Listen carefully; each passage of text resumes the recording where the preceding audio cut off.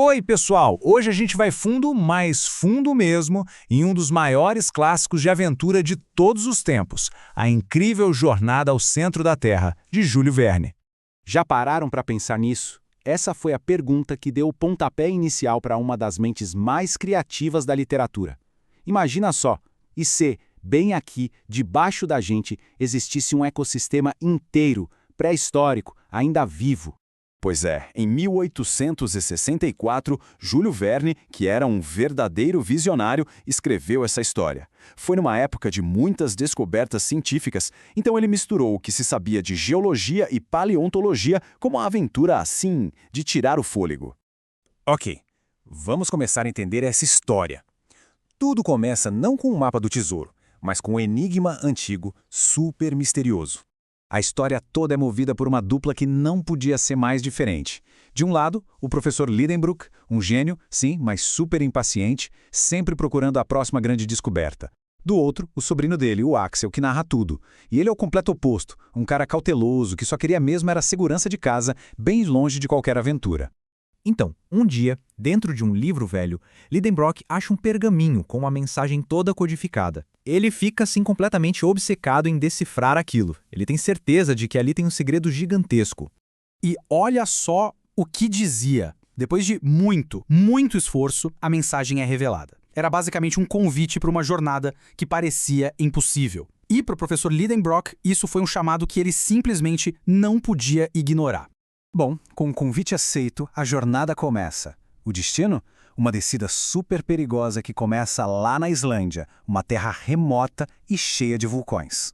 Mas a dupla sabia que não ia conseguir fazer isso sozinha. Para guiar eles nesse terreno vulcânico todo, eles contratam o Hans, um caçador islandês. Ele é o cara calmo, resiliente, sabe tudo de sobrevivência, basicamente o pilar silencioso que vai segurar a expedição inteira. E aí vem o primeiro grande perrengue. Lá no fundo das cavernas, perdidos com o calor só aumentando, a coisa mais essencial de todas acaba: a água. A desidratação vira uma ameaça de morte real. E quando o professor e o Axel já estão quase desistindo, o Hans, sempre quieto e atento, com aqueles sentidos super aguçados dele, percebe uma coisa que ninguém mais notou: o barulho de água correndo por dentro das rochas. Hans não pensa duas vezes, pega as ferramentas e abre um buraco na parede. E de lá jorra um geyser de água quente que salva a expedição. Eles até batizam o riacho de Hansbach, em homenagem a ele. Agora sim, a missão podia continuar.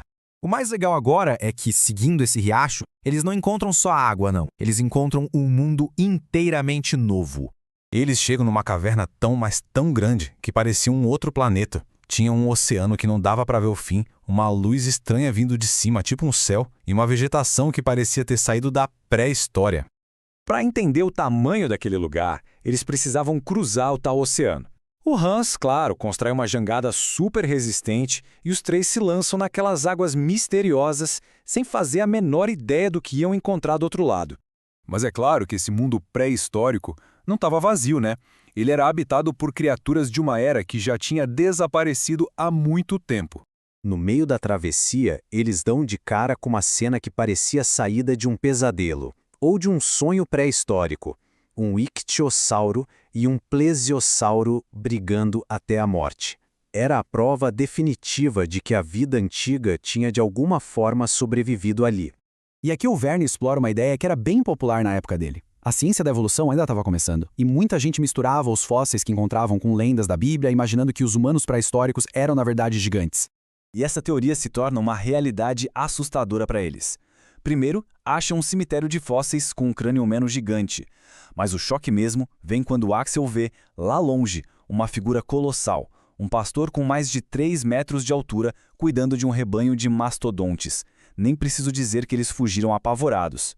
O caminho que eles deveriam seguir acaba sendo bloqueado, o que força o grupo a fazer uma aposta final, uma aposta desesperada. E é aqui que a fuga deles vira um caos total. Para limpar o caminho, eles decidem usar pólvora, só que o resultado é catastrófico. A explosão abre um buraco gigante no fundo do mar, e a jangada é sugada para dentro de um abismo. A água do oceano encontra o magma lá embaixo e, pronto, a pressão joga eles para cima numa erupção vulcânica violenta.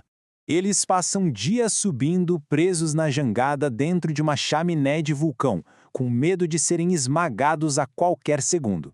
Até que, finalmente, são cuspidos para fora com uma violência absurda e descobrem que não estão mais na Islândia. Eles saíram na costa da Itália. E depois dessa jornada impossível, o que acontece com cada um? Bom, o professor Lidenbrock consegue a fama que ele tanto queria, vira um herói da ciência, o Axel finalmente consegue a vida tranquila que sonhava e se casa com seu amor, e o Hans simplesmente volta para sua vidinha na Islândia como se nada demais tivesse acontecido. E essa história toda deixa a gente com uma pergunta no ar. O livro do Verne celebra a exploração? Com certeza, mas também deixa um alerta. Se hoje a gente descobrisse um caminho para um mundo desconhecido, seria certo simplesmente entrar? Onde fica o limite da nossa curiosidade? E o que a gente poderia despertar lá nas profundezas? É uma reflexão que continua super atual, tão relevante hoje quanto era lá em 1864.